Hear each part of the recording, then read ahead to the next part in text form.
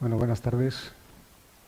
Yo soy el doctor Larrea y estoy aquí acompañado con el doctor Alústiza, que venimos del Centro Médico Urbieta, en el que realizamos sobre todo estudios radiológicos de patología dental. Bueno, aparte de otras patologías, pero bueno, tenemos sistemas radiológicos para patología dental. Quería agradecer antes de nada a Fernando su amable invitación para participar y presentarnos aquí en esta reunión, y a todos vosotros por acogernos.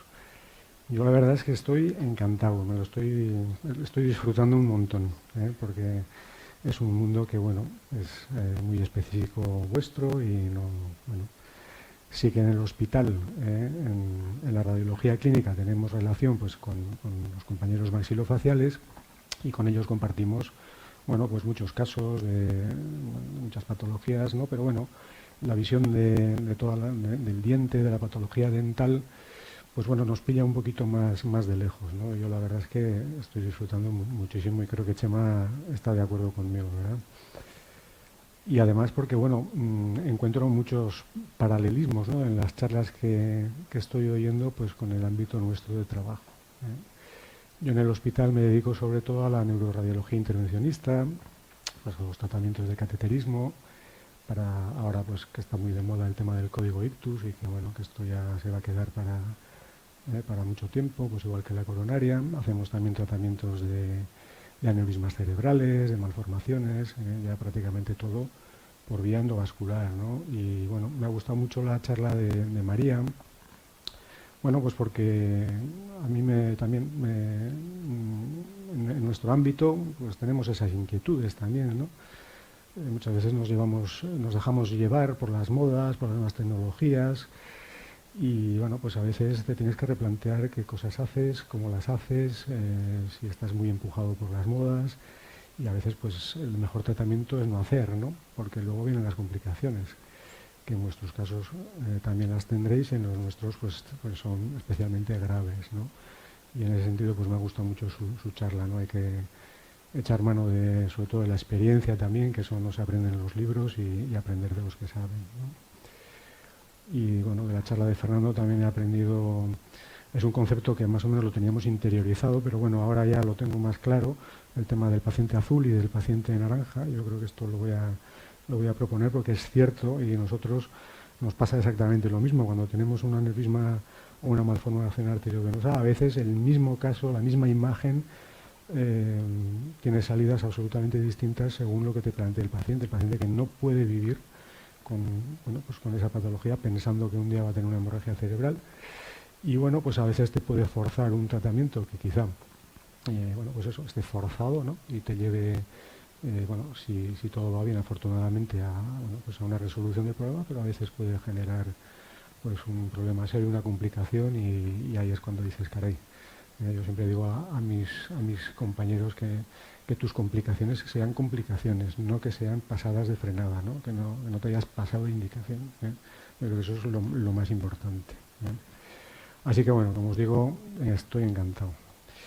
Y bueno, y un poquito también me da un poquito de pudor presentarme aquí y hablar de radiología dental, porque realmente los mejores y más expertos radiólogos dentales sois vosotros, que todos tenéis conocimientos de radiología, todos habéis pasado por los cursos de operador y sabéis seguro que, vamos, sin ninguna duda, muchísima más radiología dental que yo. Pero bueno, hemos venido aquí a presentar humildemente nuestro apoyo, prestaros nuestra ayuda en lo que podamos, en algunos casos, que a veces pues bueno, surgen imágenes que bueno, os pueden plantear dudas y que quizá desde un punto de vista radiológico pues bueno, nosotros os podemos ayudar, y luego bueno, presentaros la tecnología que nosotros en nuestro centro médico hemos estimado que es buena para vosotros y que nos gustaría colaborar con vosotros en su utilización, ¿no? Así que por eso pues hablaré poco y lo justo de lo que sé, para no aburriros, y nada de lo que no sé para no meter la pata, porque bueno, además tengo aquí a mi dentista de cabecera, que es el doctor Visasola, que luego me va a reñir. Bueno, decir, ¿qué has dicho? Vale.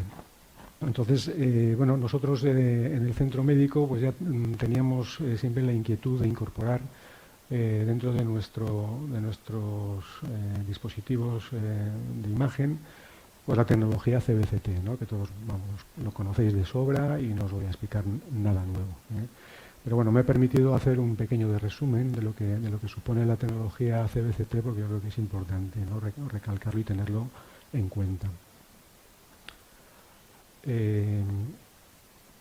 A diferencia de la tecnología del TAC que se usa en los hospitales, en medicina, el CBCT lo que hace es tomar una adquisición de un volumen con un haz que tiene una morfología cónica, de ahí su nombre, y esa adquisición la hace de un único barrido, ¿no? En una única adquisición sobre un panel de detectores que es un array, una matriz de pequeños detectores que la tecnología cada vez nos está ofreciendo detectores más pequeños y nos ofrece mejor resolución, ¿vale?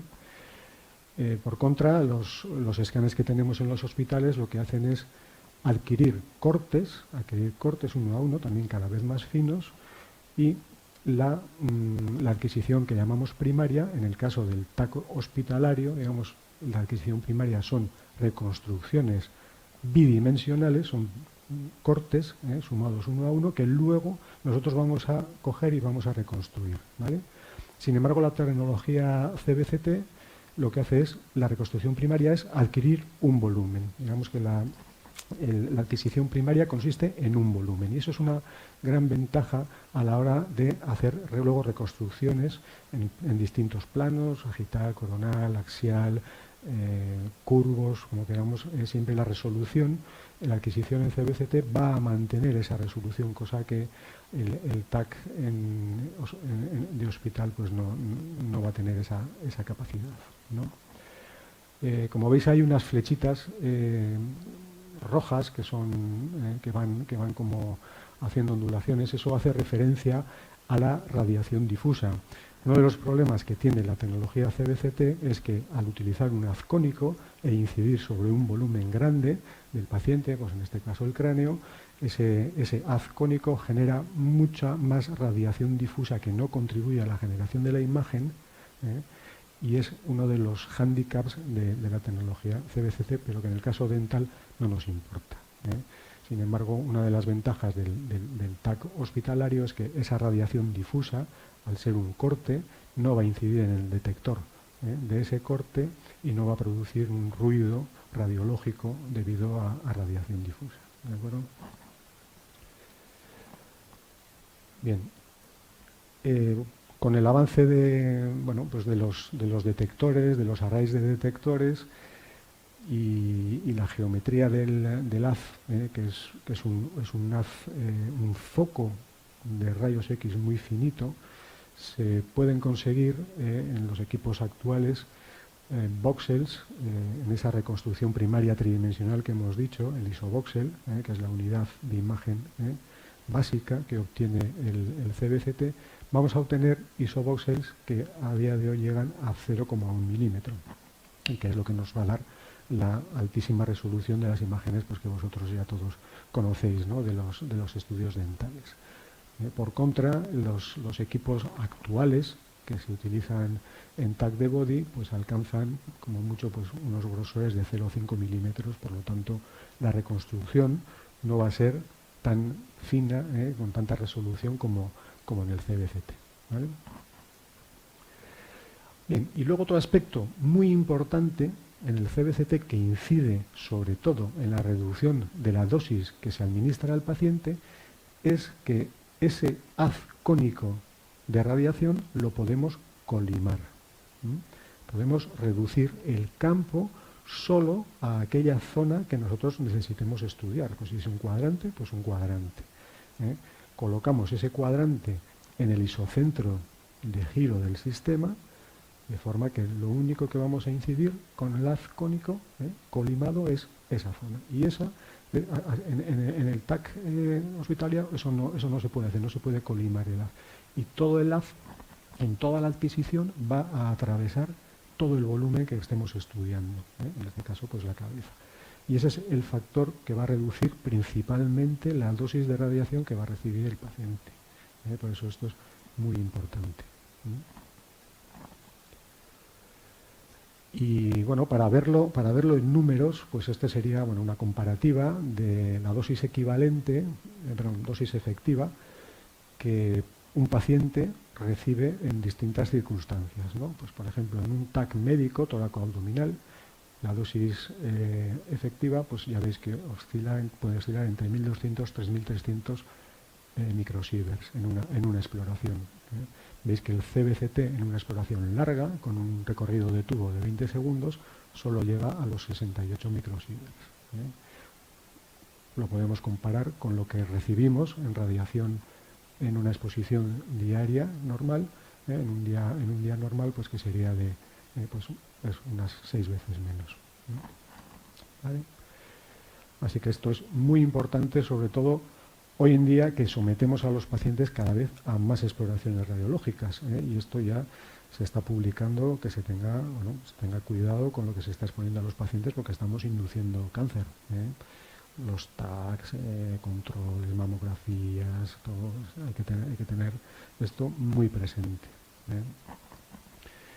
Bueno, y esto sería una imagen del resultado dosimétrico que nuestro equipo que tenemos ahora pues nos ofrece de una exploración hecha, como veis aquí, en un campo corto, en un campo pequeño de 6×6, con una técnica de alta resolución, con un tiempo de exposición de 5,4 segundos, los hay con mayor tiempo si necesitan mayor resolución, pero aquí tenemos una dosis que se mide en producto dosis-longitud, que es de 50 microgris por centímetro, que luego veremos una comparativa con otro estudio hecho en TAC helicoidal normal, que veréis como es muchísimo menor. Aquí hay algunas cifras de DLPs en TACs habituales que se hacen. En helicoidal, pues un hígado recibe 900, ya veis que las cifras son infinitamente mayores. Esto es así. Y luego la resolución, como os he dicho, con esas matrices de píxeles de 0,1 milímetros, pues conseguimos unas resoluciones que ya vosotros estáis acostumbrados a verlas, pero nosotros que somos radiólogos nos maravilla ver la imagen así, como pues así pues se pueden ver, ¿no? Pues el espacio periodontal, como vemos pues el relleno que hacéis de las raíces, el tratamiento odontológico, la reabsorción del hueso en la furca, o sea que realmente la resolución es impresionante. Y bueno, el TAC, la técnica CBCT no solo se aplica a nivel dental, también tiene muy buena utilidad en músculo esquelético, en osteoarticular. Por ejemplo, este es un ejemplo de un carpo en el que vemos una fractura de escafoides, que a veces suelen ser difíciles de detectar, incluso con un TAC convencional. Veis que se ve perfectamente la línea de fractura del cuello del escafoides. Y otra aplicación muy interesante a nivel de otorrino, para estudiar el peñasco. Este es un paciente al que le hicimos en el hospital un estudio porque se sospechaba que tenía una dehiscencia del techo del tímpano por el que se fugaba el líquido cefalorraquídeo, y eso supone un riesgo de sufrir una meningitis. Los neurólogos nos pidieron que por favor a ver si podíamos detectar la fuga. Lo que hacemos es inyectar por una punción lumbar contraste radiológico, dejar que ese contraste radiológico desde el espacio subaracnoideo de la columna lumbar vaya hacia el cráneo, hacia las cisternas basales, y ahí esperar a ver si ese contraste se fuga por esa dehiscencia, ¿no? del techo del tímpano. Y este es el estudio que le hicimos una mañana a este paciente, y estábamos, pues con la duda, pues no lo veo bien, ya la resolución, hasta la máxima resolución que conseguíamos, nosotros tenemos un voxel de 0,625 milímetros, y la verdad es que no acabábamos de verlo bien. Entonces teníamos ahí el contraste se nos iba a reabsorber, y dijimos, pues vamos a mandarlo al centro, vamos a hacerle un CBCT antes de que se reabsorba el contraste, y vamos a ver cómo se ve allí. Y ya veis la diferencia en resolución a nivel de peñasco del hueso, no tiene nada que ver cómo se ven los canales semicirculares, cómo se ve perfectamente la solución de continuidad del techo del tímpano y la entrada de contraste, confirmando que efectivamente pues hay allá una dehiscencia y una fuga de líquido, ¿verdad? Y luego quiero que os fijéis en los datos dosimétricos. En la dosimetría que obtenemos del estudio realizado en este paciente en el hospital, cogiendo exactamente el mismo grosor de corte,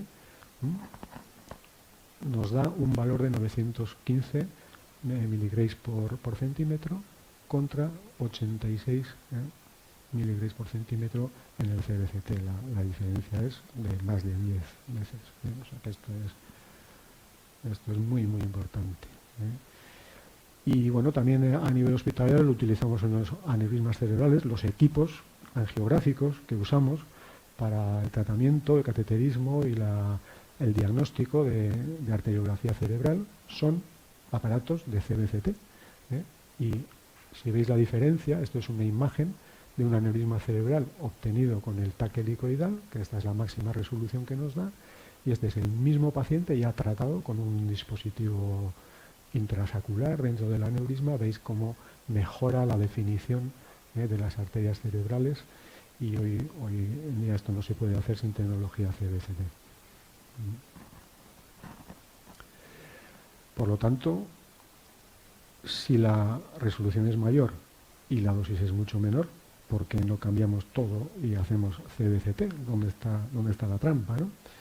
El problema está en lo que os contaba antes de la radiación difusa, y es que no conseguimos distinguir con CBCT las partes blandas. Nos sirve muy bien para distinguir elementos que tengan densidades radiológicas muy distintas, aire con hueso o partes blandas con hueso, pero no conseguimos distinguir los matices de cambio de densidad que pueden tener los tejidos blandos y nos pueden informar pues, de un proceso tumoral o un proceso inflamatorio, etcétera, ¿no?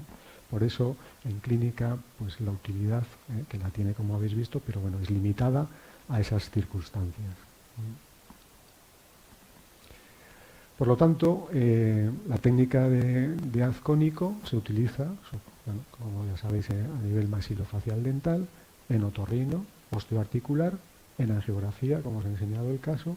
También se está utilizando ya en aparatos de mamografía, porque la alta resolución espacial y la discriminación de las microcalcificaciones, etcétera, que se busca en la mamografía, también es una buena técnica, evitando las compresiones que hay que hacer con los mamógrafos habituales.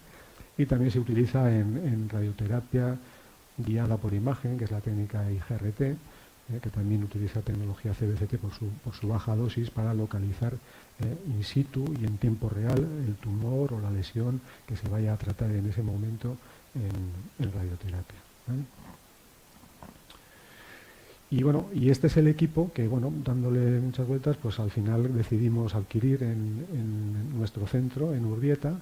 Es un equipo, vosotros estáis probablemente más acostumbrados a ver equipos que son de pie, en el que se escanea al paciente de pie, y este es un equipo que se parece más a un escáner convencional, helicoidal, pero no lo es, y tiene la ventaja, bueno, el paciente está tumbado, quizá pues pueda ser cómodo para él, y nos ofrece la ventaja también de realizar exploraciones tanto de otorrino como de osteoarticular, desde el nivel de muñeca, tobillo, incluso hemos estudiado también caderas, rodillas, y se ven, la verdad, que saca unas imágenes estupendas del hueso, ¿no?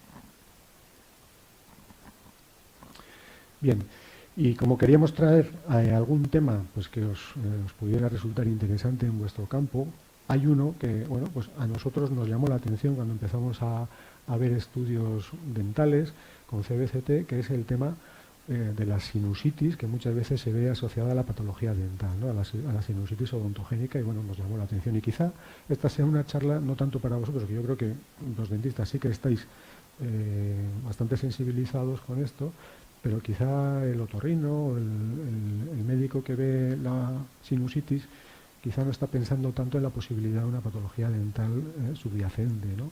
Y la verdad es que es una cosa que hemos ido viendo casos y nos ha llamado la atención, y hemos revisado un poquito la literatura y hemos ido viendo cada vez más casos, ¿no? Y pues esto pues, os lo queríamos presentar, aunque, bueno, igual como os digo, os resulta todo muy familiar y ya lo conocéis de sobra, ¿no? Bueno, el primero que parece que describió el problema sinusal relacionado con el problema dental fue este anatomista, Highmore, que ya en el siglo XVII, en un tratado de anatomía que publicó, describió una descarga purulenta desde un seno después de hacer una extracción de un canino, ¿eh? Y entonces, bueno, él lo describe como y lo interpreta como una patología sinusal asociada a un problema dental, ¿no? Y de hecho, al seno maxilar durante muchos años se le conoció con el nombre de seno de Highmore, ¿eh? Ahora ya no se usa ese término, pero se conocía así, ¿eh? Y bueno, luego ya después, el siglo pasado, es cuando realmente se empieza a pensar de verdad en este problema, y quizá es Bauer en el año 43 con esta publicación, quien ya de verdad bueno, pues explica el problema, hace unos preparados a partir de cadáver muy interesantes, en los que bueno, demuestra cómo procesos, no tengo punto aquí, pero bueno, más o menos veis, ¿no?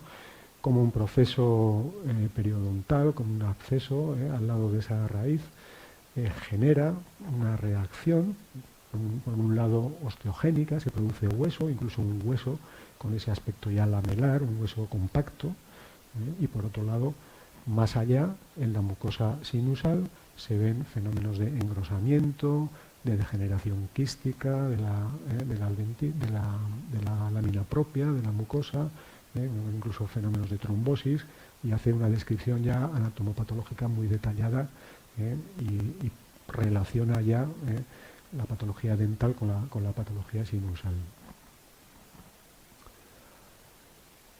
En esta publicación de Selden, también en el año 89, ya habla también de este problema y hace referencia a que, bueno, no es infrecuente, y habla de una probabilidad de un 30% de casos de sinusitis asociada a patología dental, o sea que además parece que la incidencia puede ser importante. En este otro trabajo, que viene de la radiología, viene de una publicación en la JR, en el que, estudiando casos de sinusitis, demuestran que si hay un 60% de sinusitis en casos de enfermedad periodontal contra 30% de sinusitis si no la hay.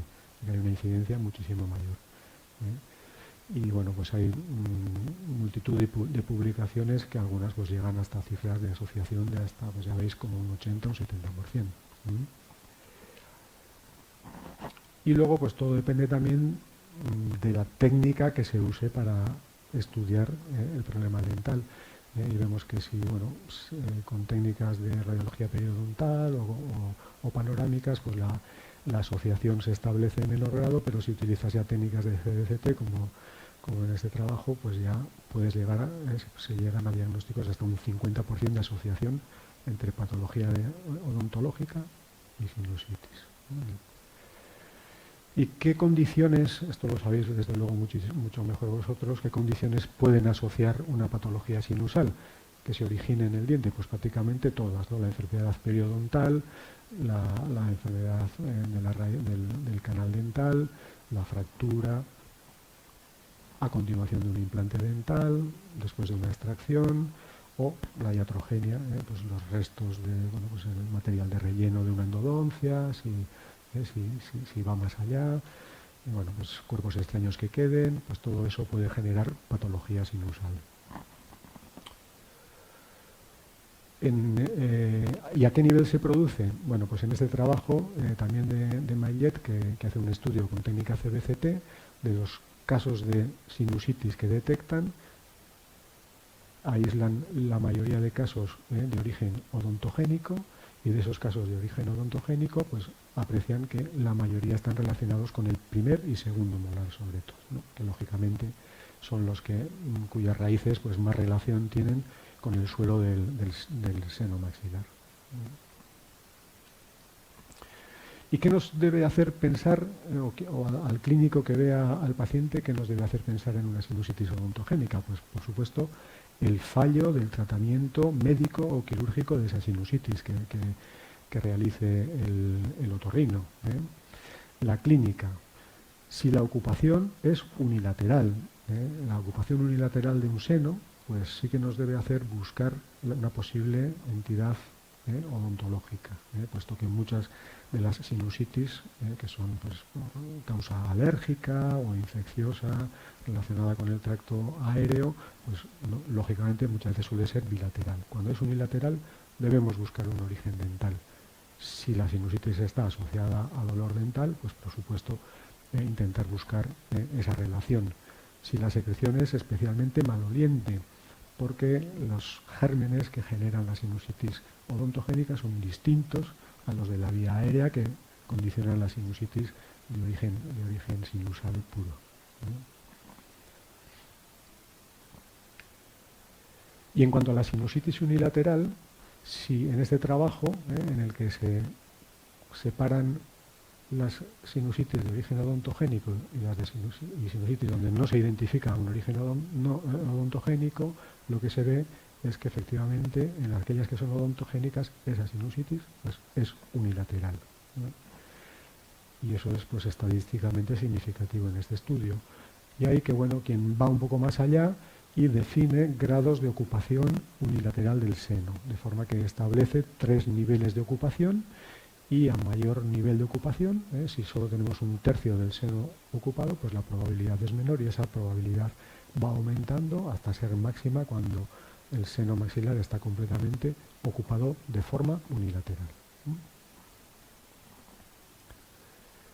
Bien, ¿y esto por qué? ¿Cuál es el mecanismo? Pues parece que el principal mecanismo implicado es la interrupción del mecanismo de barrido del epitelio ciliar que asienta en la base del seno, de forma que no solo vamos a tener muchas veces un engrosamiento focal cercano a la raíz del diente afectado, sino que ese engrosamiento, si evoluciona, va a degenerar en una sinusitis completa, va a ocupar de forma completa el seno, hasta ocuparlo, y claro, en ese caso quizá el origen dental pues podamos tener menos tendencia a pensar en él, porque estamos viendo algo que está ocupando ya todo el seno, ¿no? Y nos parece poco probable que pueda venir de esa pieza dental, pero es así, ¿eh? Este sería un ejemplo de una imagen radiolúcida en relación con el ápice dental de ese molar, y cómo todo el seno completamente está ocupado porque ha perdido todo ese mecanismo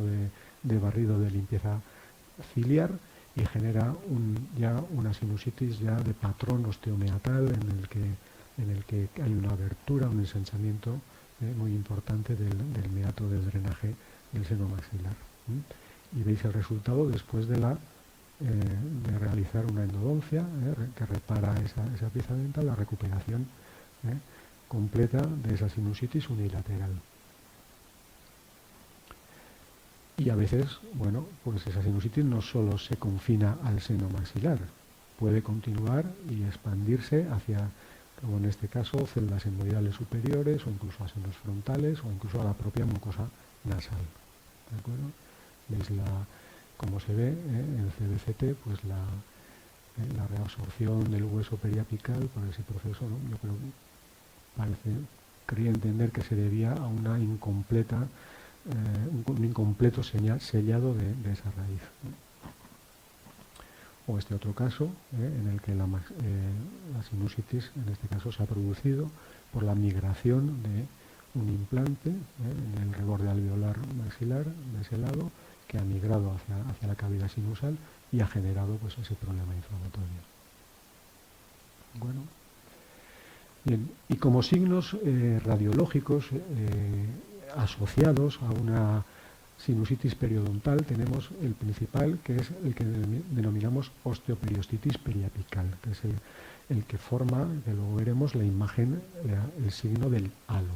Y esto consiste o se debe a la reacción osteogénica que se produce en el periósteo del suelo del seno maxilar, el proceso inflamatorio de la raíz va a generar ese estímulo osteogénico. Desde la lámina del cambium del periósteo se va a ir generando y posicionando poco a poco hueso, que por un lado va a crear una lámina que, si el proceso inflamatorio sigue su proceso y va aumentando, va a generar esa imagen radiológica que denominamos signo del halo, y que muchas veces se va a acompañar del engrosamiento de la mucosa, que está justo inmediatamente por encima de la membrana de Schneider, ¿no? Bien, si ese proceso perdura en el tiempo, esa posición de hueso cada vez va a ser más intensa, el grosor de esa capa de hueso, de ese halo, va a ser mayor, hasta que puede producirse una disrupción, como en este caso, y generar ya una fístula orosinusal.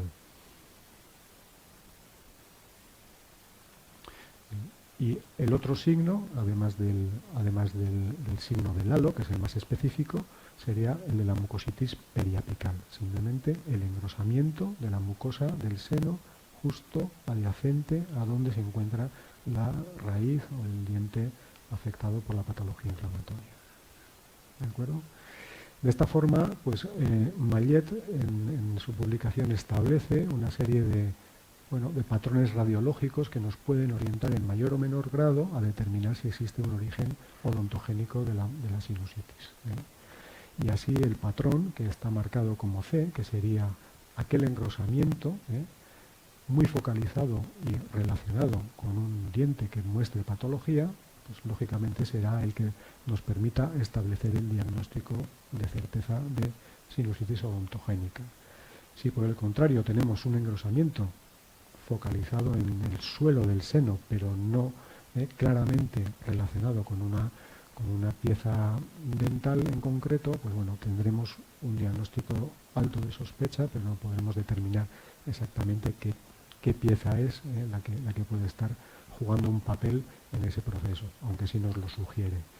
Y si por el contrario lo que tenemos es un engrosamiento difuso, cuyo grosor es simétrico, es igual en toda la extensión del seno maxilar, pues ahí, aunque tengamos una pieza dental con una afectación, no podremos establecer un diagnóstico de presunción de sinusitis odontogénica.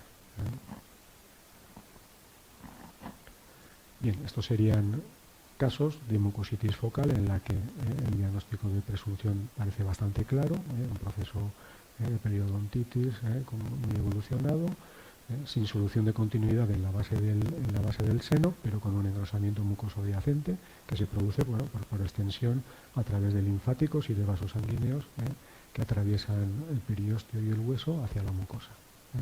Y en este otro caso, pues una mucositis focal también producida por una reacción a ese implante. Muy bien, en este otro caso, y bueno, pues aquí se nos puede mostrar la bondad del CBCT, pues la mucositis focal discreta asociada a un proceso periapical estaría relacionada con el MB2, que eso lo hemos aprendido ahora, ¿no? Con la persistencia de la raíz del mesial del primer molar. Sería en este caso la causa probable de la lesión. Y este sería el típico caso de una sinusitis global con un grosor homogéneo a lo largo de toda la pared del seno maxilar, asociado a patología dental, pero en la que no podemos establecer aquí un diagnóstico de presunción de sinusitis odontogénica. Bien, y hay ocasiones en las que la raíz está tan en contacto con la mucosa del seno maxilar que perdemos el signo del halo, no tenemos la línea redondeada de la osteogénesis del periósteo, y simplemente tenemos una reacción inflamatoria pero focal de la base del seno maxilar, que establece diagnóstico diferencial pues con otras patologías como el pólipo o quiste, pero que si está muy en relación con una pieza dental, con una afección, pues deberemos prestar atención a esa posibilidad. ¿De acuerdo? Por lo tanto, pues con lo que hemos aprendido en esta andadura que hemos empezado con el CBCT y con la patología dental, vemos que es una asociación infradiagnosticada, claramente infradiagnosticada. Lo comentamos con los otorrinos y nos dicen, bueno, sí, ocurre a veces, pero bueno, no tanto. Pensamos creemos que no, que pasa más, ¿no? Así que sospechar, sobre todo si vemos un engrosamiento focal de la mucosa del seno maxilar, si es unilateral, si hay alguna manipulación dental previa, y recordar pues que el CBCT presta mucha más sensibilidad con una menor dosis, que es muy importante, y que para curar una sinusitis odontogénica pues hay que curar el diente, que no vamos a hacer nada si solo tratamos el seno. ¿De acuerdo? Pues nada, pues muchas gracias por vuestra invitación, y esto era un poquito lo que os queríamos contar. Muchas gracias.